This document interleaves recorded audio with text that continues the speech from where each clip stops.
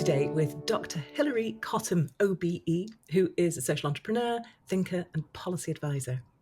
Her work includes the creation of new approaches and services for ageing, family life, work, and care. And her first book, Radical Help, is widely credited with shifting narratives and practice around welfare systems across Europe. Her current research and practice centres on the future of urban and rural work and on new care economies.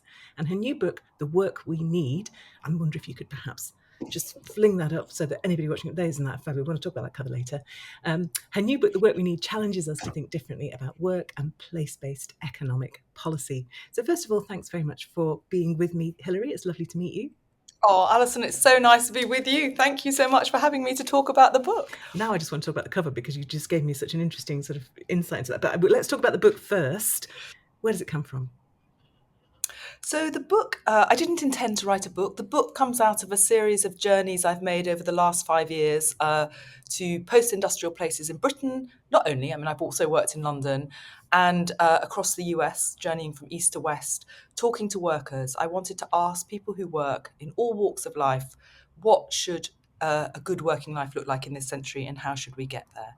And the reason I wrote the book, we can talk about why I did that and what I learned, but the reason I wrote the book was because I heard the same stories come out again and again from people in all walks of life, in sort of global consulting offices in London, gravediggers in Kilmarnock, and I thought these stories are really interesting and they're not the stories that we are hearing about work normally. That I think is a really crucial point. It's something I really wanted to ask you about, is that when we read books on the future of work and how the economic situation in the country, there's a very particular set of voices we hear from. They are policymakers, they are economists, they are business leaders.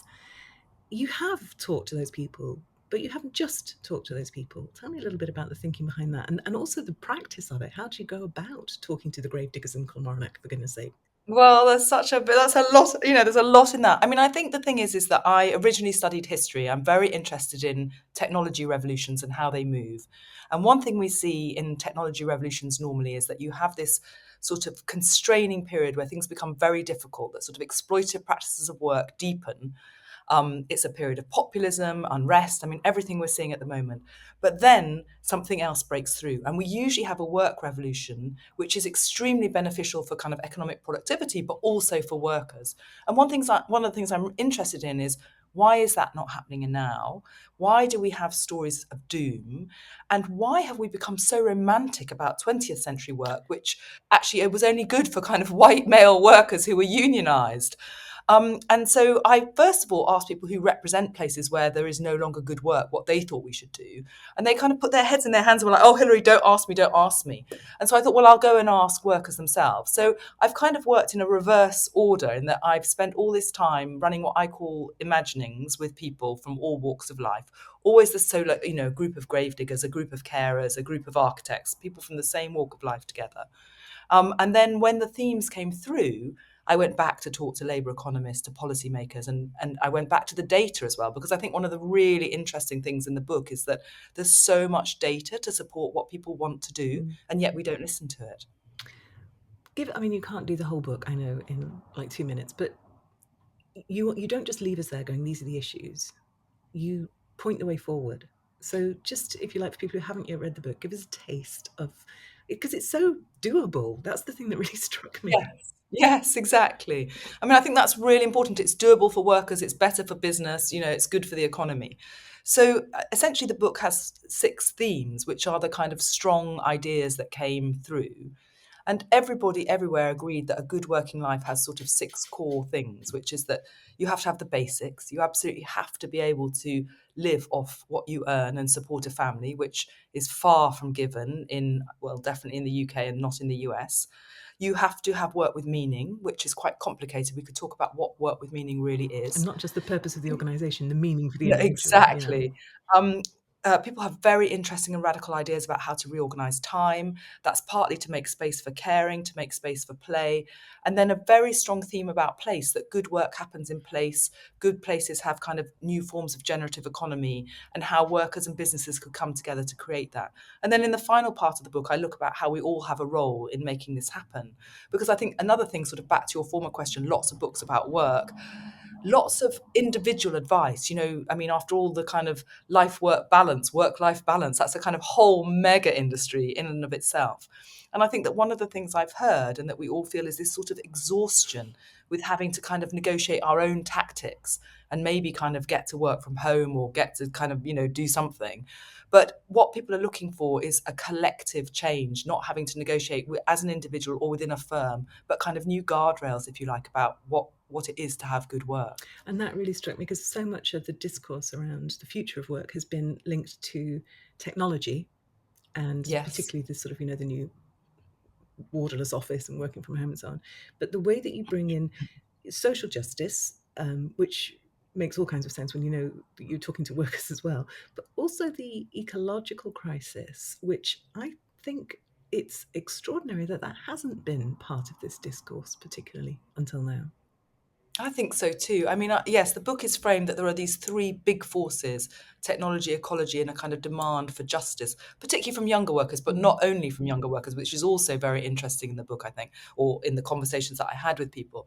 But I think ecology, for me, it's ecology, not technology. That if we're serious about reaching net zero in the next 10 years, 70% of us need to change what we do.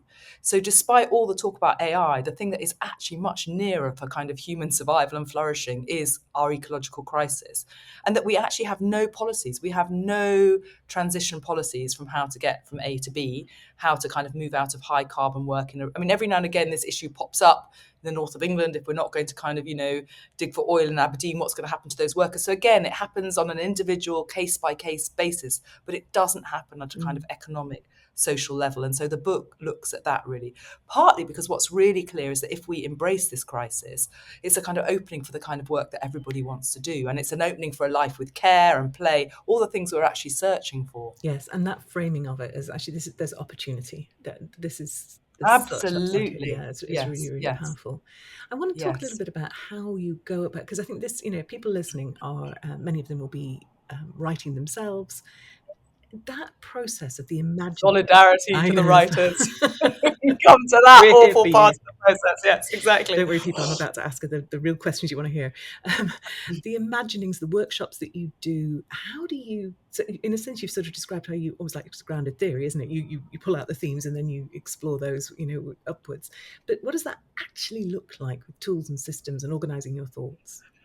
So, I mean, what this book looked like was me with a rucksack on my back, with some kind of visual tools in the back of it, and rocking up to a place for a week or so at a time and saying, can you sort of introduce me to your workers? So that's partly, I mean, there's a whole strand of this where I've worked with business leaders as well. But because sort of for the last 20 years, as you said, I've been working on reform of the welfare state, I've got very good relationships with local government in all sorts of places. So I would usually go to local government and say, I want to run, 20, I want to meet 200 of your workers in different walks of life in this town.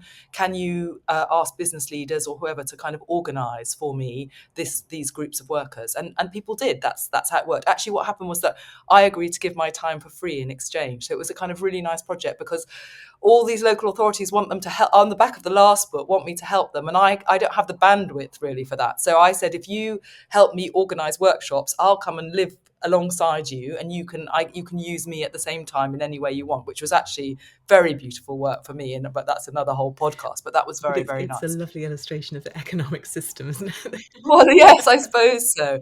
And so then I had 3 hours at a time with workers. So originally I started off with 4 groups of workers. I wanted to work with gig workers. I wanted to work with low paid workers. I wanted to work with sort of formal manufacturing. And then I wanted to work with people in technology. But actually those categories didn't hold. And also what happened was that when people heard about the workshops, they were like, oh, but you haven't taught to us. Could we also have a workshop? So I kind of, the whole thing snowballed, and also the categories didn't hold. But what was important to me was that I really have run the gamut of kind of all walks of life. I'm not sure if there's anybody missing, there probably is, but I have kind of run the gamut and heard the same things. And then what I would do in the first half, I would give people 72 playing cards with these words and images on them and blank cards, and ask people in groups of 4 to think, just as an imagination stimulus, to have a conversation about elements of a good working life. And then I would put a tape recorder on the table and let it run. And then in the second half, I give people a paper tablecloth and I say to them, now design me an organization that could make that happen. People generally giggle rather nervously because lots of people have had that kind of thing, been able to design, but most people I work with haven't. And every time a design emerges, and of course, one of the themes in the book is that there's a sort of code every time the same kind of organization emerges. And again, there's nothing else. I just let the tape recorder run. And then I end up with hours and hours and hours, because one thing I found is there's no AI that can distinguish four voices around a table. And also, actually, I started in Kilmarnock and there's no AI that can decipher a Kilmarnock accent for me. So that, talking about myths I'm very interested in technology, and the book is grounded in an idea of history of technology revolutions. But, there's so much sort of rubbish and mythology spoken. And one thing is we haven't even got a piece of AI that can transcribe my conversations, I think is really interesting. Yeah, well, I feel your pain. My husband's from the Western Isles, the Outer Hebrides, and we have hours of fun trying to get him Lucky to you, act. lucky It's you. hilarious. That's like my dream is to live there. But yeah, lucky you. Yes, Siri doesn't understand him at all. It's very funny. And then Yes. having got all that, having sort of ploughed through, surfaced those themes, how did you organise them into the structure of the book? So I think obviously then what I do is I just spend hours on my own listening to the conversations and transcribing the conversations. And I think the themes of the book, they're like a drumbeat or a melody, is that the more I listened, the more I was astonished at the same themes coming out. And so some, above the kind of hubbub and the teasing and everything else, these very, very strong themes happen. And for instance, with the cards, it's not sort of really so much what people do with the cards, it's that they stimulate a conversation. So the example in the book is in the very first workshop in Kilmarnock when I was working with gravediggers. This gravedigger, Johnny, got up and he said that he had had enough of a linear life and he started to draw on the tablecloth this completely different way of reorganizing time. And gradually more and more people joined in, and I was sort of transfixed. I mean, it was really interesting and extraordinary. And then, sort of 3 years of pandemic later, I'm in a boardroom in London and some young consultants get to their feet and they say exactly the same, that we need to redesign the linear life because there is no income that we can earn in this place. Making partner, and none of these things are enough for the sacrifices we're making in the way we've got to live our lives. And so I think when you hear these same things come again and again, that was the sort of organisation principle, really. Yeah. I'm so envious. I want to be in one of those workshops. It sounds amazing. And it's such an interesting... I should do one for writers. I don't think I had one for writers, interestingly Publishers, enough. but what's really interesting as well is the sort of mixture of sense making, sort of communally, that group dynamic. Oh, it's so important you say this because I think that this is not a focus group. What happens in that group dynamic is that people create things. So they say things that they haven't thought of, they correct each other, they have ideas, they throw those ideas out, they build on ideas. So I don't think it's the case that people come to the imaginings with an idea of work is this. What happens is that something grows in that process. And that's really critical to the methodology. It's it's not a mining of what's already there and taking it away. It's generative. By the way, people are paid to participate. I think that's really important. But yes, it's generative. And that's interesting, isn't it? Because often when we think about research for business books, we think about interviewing people one-to-one to find out what they know. And actually it's a co-creative thing, or it can be a co-creative thing. It can be done in communities. That's really interesting. And I think one of the themes in all my work is, when you interview people say what they, even in this kind of conversation, we tell each other what we want to hear. I want to tell you something I think is interesting for your kind of podcast audience, and that's the same. So especially if you're doing social research, you've got to get underneath that because you want to hear the things that people don't really want to tell you in the ways that they might feel embarrassed to tell you, and that's the sort of real stuff with which you can create a new future. Oh, that's golden, isn't it? So, and I think that's really important if you are doing research. Don't, by all means, have your questions and have your hypothesis and all the rest of it, but leave space and leave opportunity and really, try and draw out the stuff that you don't know, or the stuff that they don't particularly want to tell you, but actually where the gold is. That's so interesting. But then you have to take all that and all that energy, and you have to work alone at some point to write that down. Tell me what that looks like for you. What do you love about it? What do you find frustrating? So I find writing really hard. I'm very, very slow.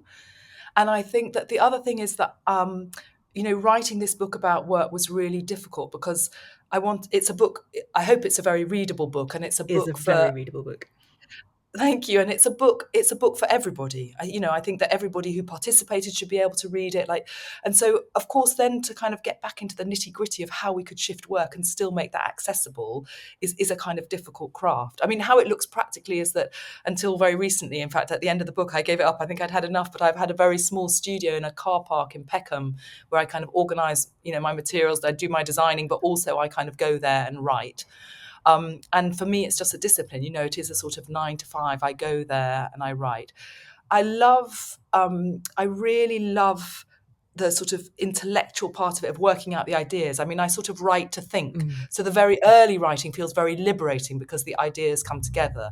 Sort of at the end, kind of, presenting these ideas in a way that is kind of accessible beyond my brain. That's the more tricky part of it, if you like. And then I think also organising how the material can work. That's always, obviously the book had lots of different plans of how it might have worked before it kind of resolved in this structure. Yeah, which of course has a sense of inevitability out it once it's there, but it doesn't feel inevitable while you're trying to Yes, absolutely. forge it, does it? No, I Yes, know. yes, And that's really yes, interesting. I remember yes. talking to Kathy Rensenbrink, who had a theory about sort of before reader and after reader, which sounds like a little bit like what you sort of write for yourself. Mm. What the hell have I got here? Yes, And how do I, and yes, then you're like, okay, now I know what I'm saying. I'm going to write it for the reader. yes, Yeah, exactly, so exactly. interesting.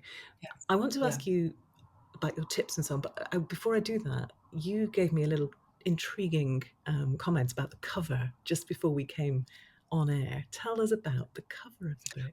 Yeah, so next door to, in fact, it feeds, because next door to my studio in Peckham was this beautiful poster that said hard labour. And I worked under this poster that said hard labour. I wanted a copy, there weren't any left the whole time I was doing the project. So whilst I was going out to do the workshops and travelling, and also then kind of sitting there alone. And I should say that, I like a certain amount of aloneness. It's nice, a certain amount, but then generally a book is a long project, so I've definitely had enough of the aloneness. But so I sat under this hard labour poster, and then I went into the studio kind of on another floor where these artists were.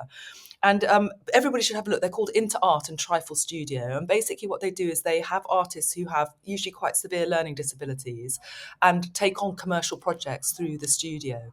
So I met the graphic artist, Andre Williams, who had done this hard labour poster. And I said, would you design my cover for me? And he said, yes. And luckily the publisher paid, because often they want to use their in-house designers.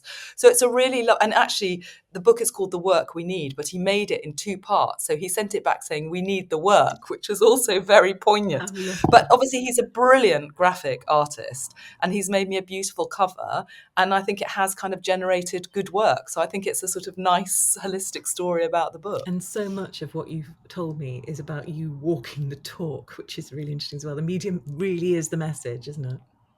Well, yeah, I hope so, yes. Yeah. So now, I also think, people share their stories with me. So I've got a certain, what's the word? I have to try and share them again as honourably as I can, I suppose. Yes, that's a great point. As a writer, you're sort of, and when people are talking to you, when they're sharing their ideas, when they're coming up with ideas they didn't even know they had, there's a sort of moral obligation on you to honour that, to communicate it Yeah, and well. in this book it's really complicated. So everybody gave me permission. I said that I would never use their real names, but they gave me permission to use their stories. I didn't know what I would do with them, but I just wanted in the moment to get that permission. And then obviously with some people I've gone back to them and talked to them again. Some of the people in the book, like Laura, the welder at BAE, I've gone back. And so then once I built real relationships with some people I said, do you want to be named? And in the case of Laura, she said, yes, I've read your first book. I would love to be a person in your book, so please name me. But also thinking, I work with illegal construction workers in Detroit, and thinking about how I really carefully disguise who they are, especially in this political moment. Absolutely. So there's a lot of that thinking as well that has to go into the writing. Yeah, the caretaking of the people as well as the And then ideas. some companies made me sign, in Silicon Valley, for example, I signed some quite extraordinary NDAs, which means that I'm quite limited about what I can say and, do with that material. It informed my wider thinking, but I can't say I went to those places, which is also quite interesting, given that they claim to be creative places themselves. But maybe that's, again, another conversation. There's a lovely example of not walking the talk. Brilliant. Now, I always ask my guests, Hilary, for their best tip for somebody writing their first book. And as you know, we are the Extraordinary Business Book Club podcast, but I have a very Catholic sense of what business might mean in this sense. So If somebody's just starting out on this journey, what one tip would you give them? Well, I mean, as I say, I find it hard. I think in my case, what I did was I'm actually a fiction reader. I almost only read fiction. So when I set out to, with my first book, to write non-fiction books, I never read those kinds of books. So really the first thing I did was I just bought, borrowed, secondhand, books and books and books of people who had written the kind of book that I wanted to write. And I just kept reading, kept looking, and so I read them in a completely different way. Like, how did the person weave this together? What kind of language are they using? Why am I actually interested in this? Because often I was reading nonfiction books about things I wasn't interested in just for the craft. So I think it's just reading, reading, reading. But not just reading, reading like a writer. Yes, exactly. That's the difference. Think of yourself as a writer. You've got to sort of be a writer in some way, and then yes, read as a writer. I just think it's critical. Yeah. And it is a craft. And I think, often with nonfiction, particularly with business books, people think that all they're doing is communicating ideas and there's a sort of transparency about the language. No language is transparent. You're always making choices about what words you're using, what Yes. imagery you're using, what you're prioritizing, the stories you're telling. All of that is craft. And I think especially if you are a person in business, because I mean, in my case, before I wrote my first book, the last big piece of work I'd done ages before was my PhD. And so doing a PhD actually teaches you how not to write. I mean, PhDs are so impenetrable How to to pass. obfuscate your So ideas. I really, really had to consciously unlearn a way of writing that I had, which was a kind of mix of PhD and the kind of report writing that will help me get money out of people to do my projects. None of that is any good for writing a book that people want to read. So it's like it was a very conscious unlearning and relearning, and then just a lot of hours of practice. Yeah. And I still think I'm in the foothills. I mean, that is one thing I like. I probably don't want to write a third book because I find it so hard. But I definitely think, I really enjoy the idea that I'm making something. It's a craft and I'm getting better at it all the time. Yeah. I hope. Yeah, absolutely. And I'll have you back on for the third book. No, don't worry about that. I don't think it will happen, but. I also always ask for a recommendation. It doesn't have to be a business book. You'll be glad to hear. So, we're here for fiction as well. But if somebody's listening and they think, Hilary Cottam sounds like she knows a few things, I'd be interested in her recommendation for a book to read, what would you say? Oh, well, I am going to recommend a business book, actually, which is not a new one. Maybe lots of people recommend it on your podcast, but I'm going to recommend Herminia Ibarra, Working Identity, which I think is just an incredible book. It is so well written. It's so accessible. It's a book that I've returned to as I kind of reshape different projects again and again for my own working identity. But I also think it's interesting in this context about how do I think of myself as a working person, also as a writing person, and how it is all about sort of immersing yourself in practice. You have to actually do it, don't you? You have to take that first leap, try it out. And so for me, I think that's just an exceptional book. It is. It's and beautifully written as well. But I love how pragmatic she is as well. It's not so much about theory. It's just actually, if you do these things, then you will become this leader. And I Yes. really like that Yes, approach. exactly. I mean, it's completely usable. A book I've just finished that I'd also recommend is Orbital, the Booker Prize I winner. haven't read that Um, yet.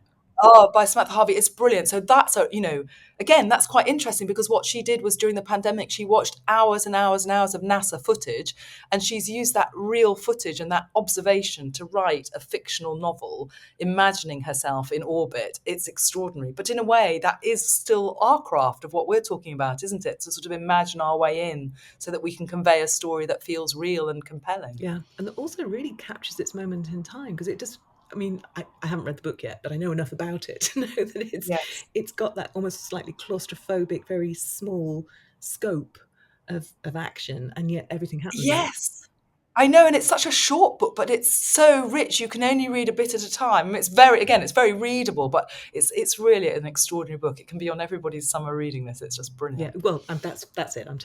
It's been on the to be read pile for ages. I'm going to get it off there and get it actually read. Yeah, it's brilliant. What a treat to talk to you, Hilary. If people want to find out more about you, more about the extraordinary work you do, more about your books, where should they go? I know, isn't that gorgeous? Sorry, if you're listening to this, I'm sorry. Where should they go? So the work we need, you can buy it on Amazon. You can, even better still, walk into your local bookshop do and that. order a copy if they don't have it. Order 2 copies, give one to a friend. One of the things about this book is that I think we need to reclaim an identity as a worker. We've sort of made that a very residual category. Worker is somebody, a bit doing a lowly job these days. But actually, what's so important is that we all share the same dreams, and that we need to kind of ally ourselves with each other to kind of make that good working life a reality. So, yes, buy a book, buy one for another worker, and thank you. And is there an online space that tells people about what you do as well? Yes, I have a website, www.hilarycottam.com. And so that generally, I'm not brilliant because I'm usually running around kind of doing the actual work, but I do put on there what I'm doing. I'm on Instagram, I'm on Twitter. So I kind of, when I'm doing some talks, I'm doing 2 Central London talks next week. If people, they're both free if people want to come along. So yes, generally those are the places where you can find where I am. Brilliant. I'll put those links up on the show notes at Thank extraordinarybusinessbooks.com. you so much, What a Alison. treat to Thank talk you. to you. Congratulations on the Oh, book. thank you for having me. Thank you so much. It's amazing. Thank you.